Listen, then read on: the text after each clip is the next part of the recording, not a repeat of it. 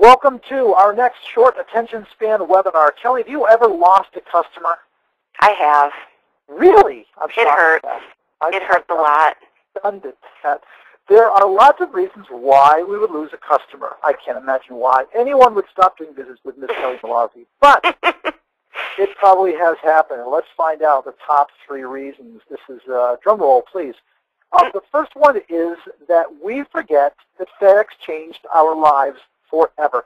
When I first started selling in 1982, we used to sell, amongst other things, tax forms. And these were all computer-generated, pin-fed forms. They were 6-ply, 4-ply, everything else we sold. And we knew that if we didn't have our order in by July, the customer wasn't getting their tax form in January. There were 26-week deliveries. Isn't that hilarious? I can't even fathom that. Oh, yeah. I'm old. 26-week delivery. Our standard delivery for all of the computer forms that we used to sell was 6 to 8 weeks.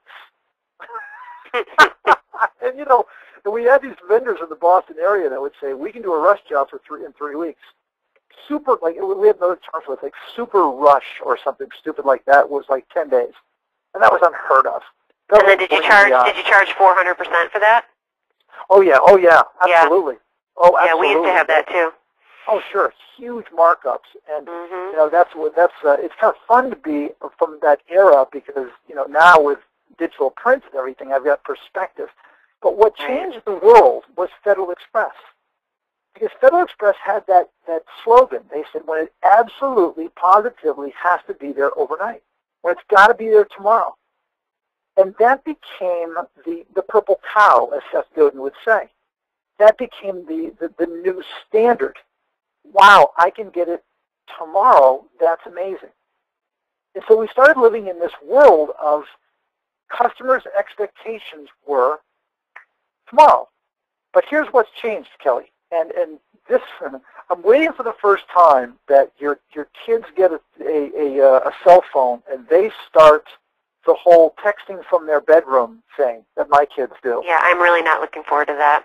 They're young and just keep them away from that. But I tell you what, my daughters, it's hysterical. You know, my daughters will text me, and then 90 seconds later they will call me and say, why didn't you reply to my text? And they're angry. And they're serious like that. What the heck? Oh, my God. I just texted you a question. It's like 90 seconds ago. Oh, I don't know. I was driving, maybe? But they just don't get it. But that's the world they live in. Everything is instantaneous, and it's crazy. Federal Express is now too slow. I did a job once years ago, Kelly. I was in Melbourne, Australia, and I was in the hotel room. The job started in Denmark. It ended up that the job came to me by the internet. The client didn't even know I was in Australia. The job, I sent it out to my designer in Colorado because it needed some changes. We sent it down to Wise Business Forms down in Atlanta, and they produced the job. They FedExed it overnight to my client in Boston, and the slowest part of the whole operation was FedEx. Oh, my gosh. Yeah, and that's the world we live in, and that's why we lose customers, because we forget. We've got to call people back right away. We've got to get them quotes pronto. And when someone says, when do you need the job, they say, well, what time is it? And that's their expectation. The number 2 reason, Kelly? Well, this has everything to do with not only new ideas and new solutions, but it's your whole company and the way you present yourself, too.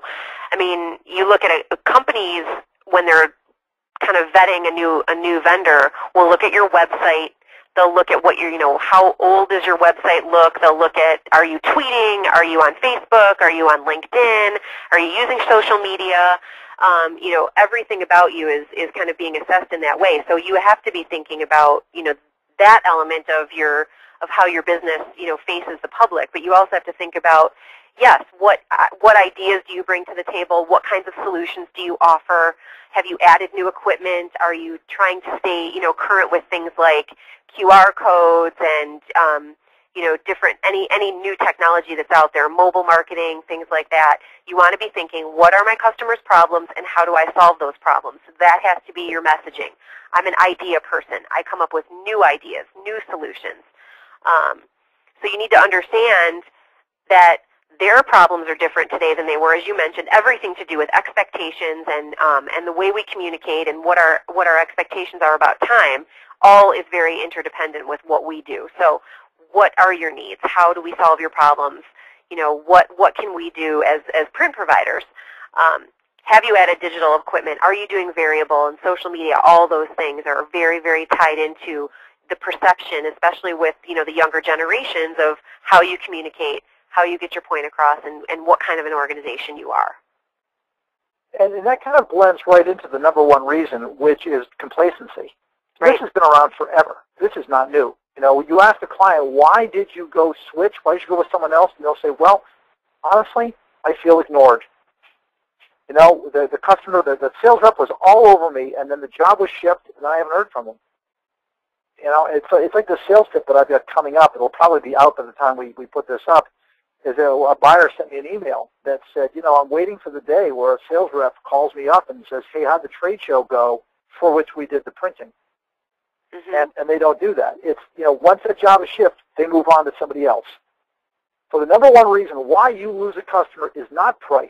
It is not service. It is not delivery. It is not quality. It is the fact that the customer feels ignored. And one of the things that we do, Kelly, is we make assumptions. Right. You know, the customer says, great job, Bill. That was fantastic. Really appreciate everything you did. You think, yes, they love me. And when those words cross your mind, when they cross your lips, that's the first step towards the last time you're ever going to do work with them. Yep. Have you made that mistake? I have made that mistake multiple times.